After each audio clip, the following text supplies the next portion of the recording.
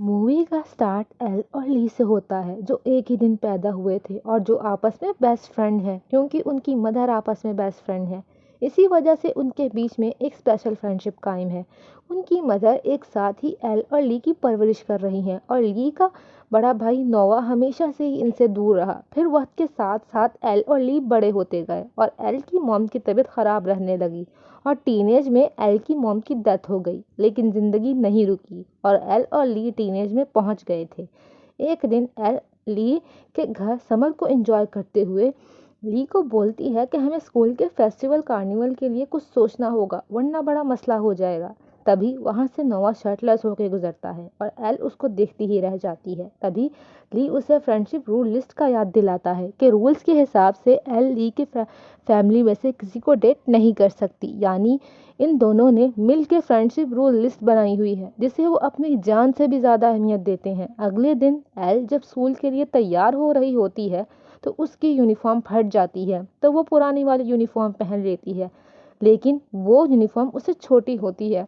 School में सब L का मजाक उड़ाते हैं और एक लड़का टपिन एल को तंग करने लगता है तो ली को गुस्सा आता है और वो उसे फाइट करने के लिए आगे बढ़ता है मगर कर नहीं पाता। ये देख नोवा अपने ब्रदर को बचाने के लिए आगे आता है और टपिन को मारता है। तभी वहाँ प्रिंसिपल आ जाता है और उन चारों को यानी एल ली नोवा और टपिन को अपने ऑफिस में ले जाता है जहाँ उनको डिटेंशन मिल जाती है।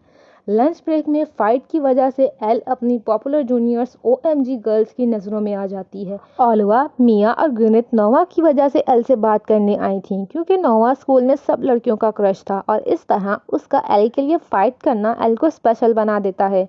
ओएमजी गर्ल्स के जाने के बाद वहाँ ली आता है जो ओएमजी गर्ल्स को एल से बात करता देख काफ़ी एक्साइटेड हो गया था क्योंकि वो मिया को पसंद करता था। ली और एल साथ शॉपिंग पे जाते हैं जो कि साथ फंड राइजिंग के आइडिया सोच रहे होते हैं। उस वक्त भी ली के दिमाग में मिया ही चल रही थी कि उसने किसी तरह मिया को किस करना है। ये सुनकर एल को एक आइडिया आता है कि वो एक किसिंग बूथ रेडी करेंगे जहां लोग अपने क्रश या किसी और इंसान को किस कर सकते हैं। डिटेंशन के दौरान टपिन एल से माफ़ी मांगता है। ये देख नोवा काफ़ी जेलिस होता है। इसका मतलब नोवा एल को पसंद करता है। फिर वो एल से अच्छे से बात क्यों नहीं करता ये हमें आगे पता चलेगा। खैर एल टपिन को डेयर देती है कि वो वही स्कर्ट पहन के सबके सामने आए जो वो कर देता है और एल उसे माफ करके उसके साथ डेट पे जाने के लिए तैयार हो जाती है। रात को एल डिसाइडेड डेट वाली जगह पर पहुंच जाती है पर टपिन वहां नहीं आता जिस पर डिसहर्ट हुई एल वापस ली को कॉल करती है और दोनों आप अपने फेवरेट प्लेलैंड पर डांस मशीन में डांस करना शुरू हो जाते हैं। ली एल को काम डाउन कर ही रहा होता है कि वहां टपिन आ जाता है। ली एल को उससे मजीद कोई बात करने से मना करता है पर एल को क्लैरिफिकेशन चाहिए थी इसीलिए वो टपिन की बात सुनने को तैयार हो जाती है। टपिन एल को बताता है कि सिर्फ वो नहीं स्कूल के काफ़ी लड़के एल को डेट करना चाहते हैं मगर नोवा ने सब स्कूल के लड़कों को मना किया हुआ है इसीलिए कोई एल को डेट नहीं करना चाहता। एल इससे परेशान होकर घर चली जाती है और नोवा को कॉल करके बुरा भला कहती है। नोवा एल से सिर्फ एक बात कहता है कि वो उसे प्रोटेक्ट कर रहा है क्योंकि वो इमेच्योर है। इस पर एल को और भी गुस्सा आ जाता है। एल और ली का किसी मूड का प्रपोजल एक्सेप्ट हो जाता है पर लड़कियां वहां नोवा की प्रेजेंस मांगती हैं जिस पर एल प्रॉमिस कर देती है कि वो किसी बूथ स्टॉल पे आएगा।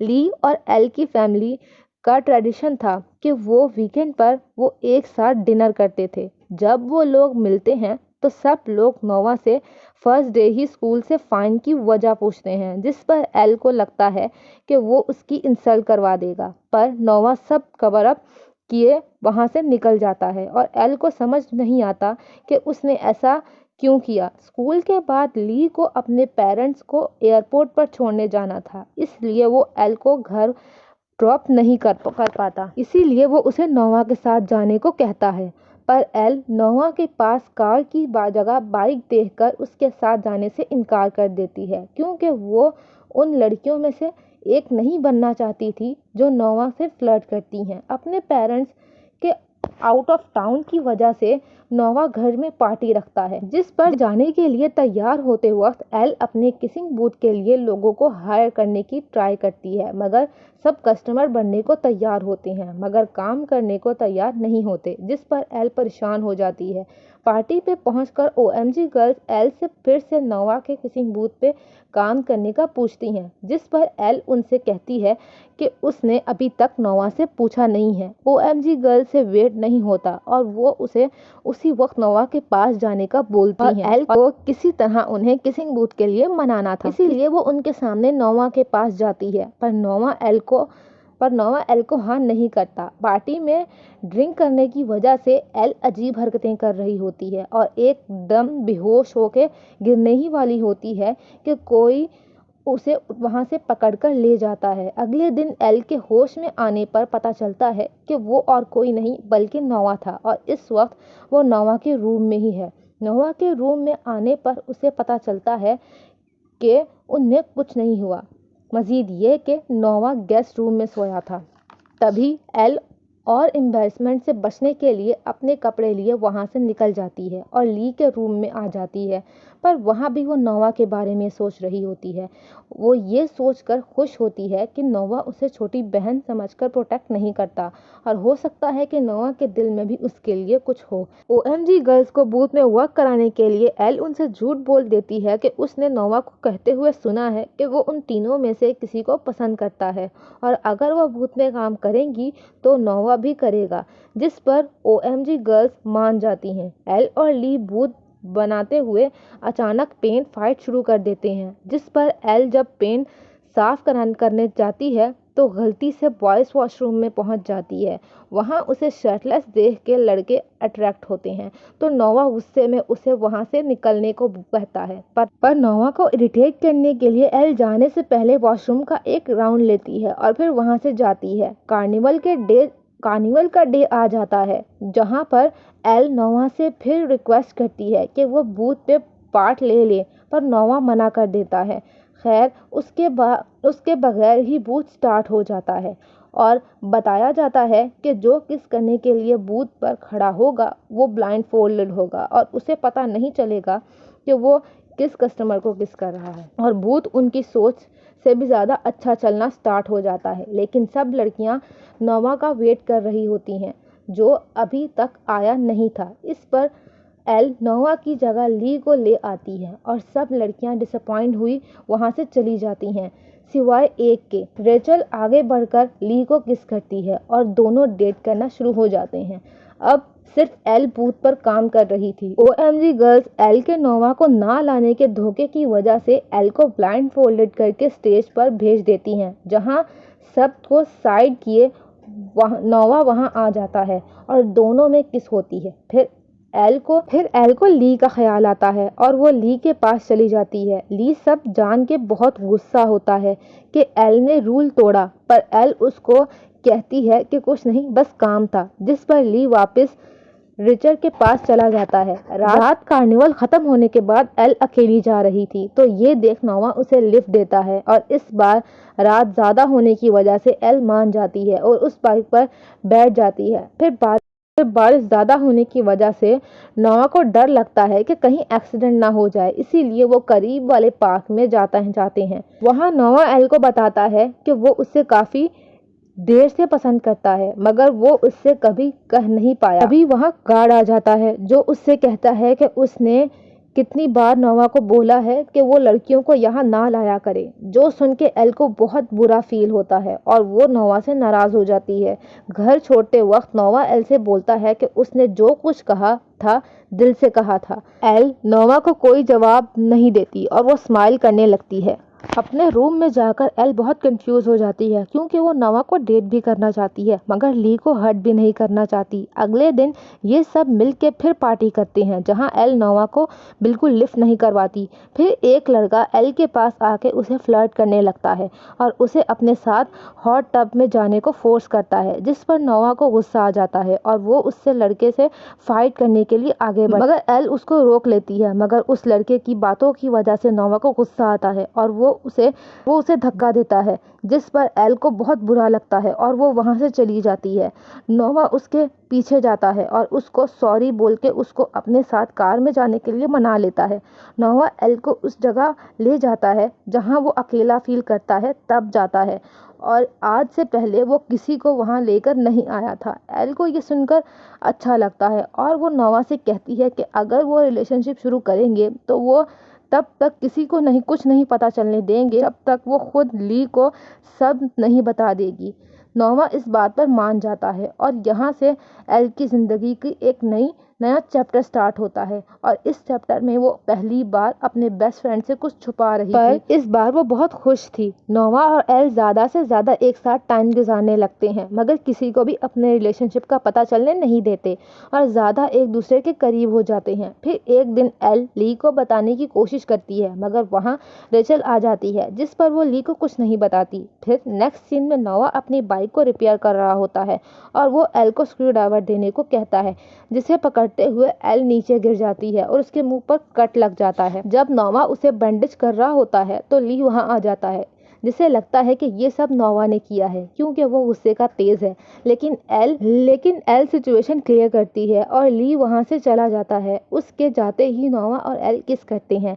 जो करता ली उसे देख लेता है और वहां से चला जाता है, और एल उसके पीछे जाती है और वहां नोवा भी उसके पीछे आ जाता है और ली और नोवा के बीच जबरदस्त फाइट होती है। ली एल को बुरा भला कहता है, वहां से जाने लगता है।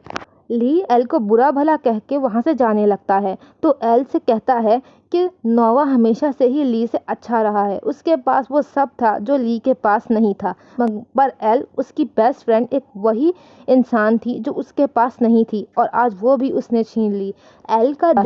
एल का दिल बुरी तरह टूट जाता है। फिर एल अपना गुस्सा नोवा पे निकाल के उसे भी वहाँ से भेज देती है। ली की मदर एल से मिलने आती हैं और वो उससे कहती हैं कि उसे ली की फिक्र करने की ज़रूरत नहीं है। बेस्ट फ्रेंड में फ़ाइट होती है लेकिन वो एक दूसरे को छोड़ते नहीं हैं, जैसे एल की मॉम ने एक दूसरे को नहीं छोड़ा। ये सुनकर एल के अंदर एक होप पैदा होती है और वो ली को मनाने में लग जाती है। नोवा एल के फादर के पास जाता है और उनसे कहता है कि जो हुआ वो नहीं होना चाहिए था, लेकिन वो एल से बहुत प्यार करता है और वो उसके बगैर नहीं रह सकता। एल के फादर नोवा से कहते हैं कि वो इसमें कुछ नहीं कर सकते, आखिर एल को ही डिसाइड करना है कि उसके लिए क्या बेस्ट है। ली एल से मज़ीद नाराज़ नहीं रह पाता और उनके फेवरेट डांसिंग मशीन में डांस करते उनकी फेवरेट डांसिंग मशीन में डांस करते उनकी दोस्ती हो जाती है, जिसके बाद वो बर्थडे पार्टी का एक कस्टम पार्टी बनाने का डिसाइड करते हैं।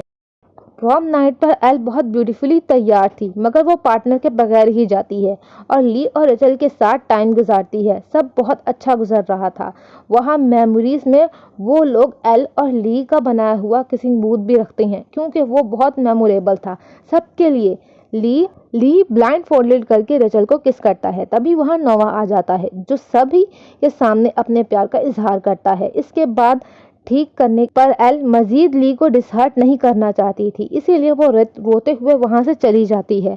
नोवा ली के घर जाता है और उससे हर चीज़ के लिए सॉरी कहता है और साथ ये भी कहता है कि वो एल के साथ फ्लर्ट नहीं कर रहा था, पर वो दिल से उसे चाहता है।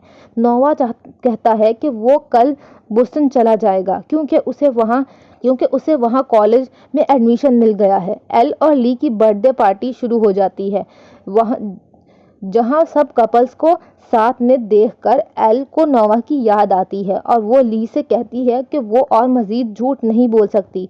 जैसे वो उसे नहीं बता सकती कि उसे रेचल को डेट करना है कि नहीं, ठीक वैसे ही वो उसे नहीं बता सकता कि उसे किसको डेट करना है।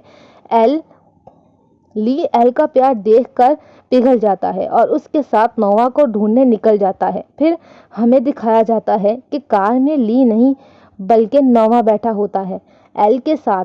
दोनों एक दूसरे से प्यार का इजहार करते हैं और एक दूसरे के साथ टाइम स्पेंड करते हैं, जिसके बाद नोवा बोस्टन के लिए निकल जाता है और एल नोवा की बाइक लिए राइड पर। यहीं से ये मूवी एंड हो जाती है।